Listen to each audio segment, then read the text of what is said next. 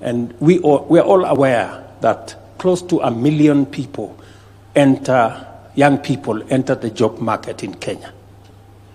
We also know that currently approximately 200 to 250,000 get a chance to be absorbed. And we have about 700,000 people who get into the job market and they have, to do one thing or another in the informal sector. And therefore it is important for us to think as a country on what do we do with the 700,000 people who walk out of college, walk out of school, walk out of university, and there is no ready employment for them. Again, this is something that I spoke to and have a plan about in our manifesto.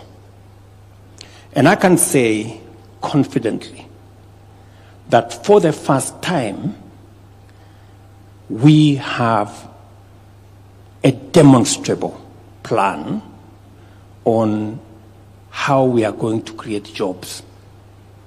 Creating jobs is no longer an exercise in guesswork. We must be deliberate. We must be intentional. We must have a plan. And this evening, I want to tell you about 4 of the interventions that are currently underway that I committed to the people of Kenya in terms of how we are going to create jobs. Number 1 is labor mobility. And I have my team here. I'll give them a chance to tell us what kind of progress are we making in that space of labor mobility. I have had occasion to personally sign off some of the bilateral labor agreements. I was in Germany with the German Chancellor. We've signed off with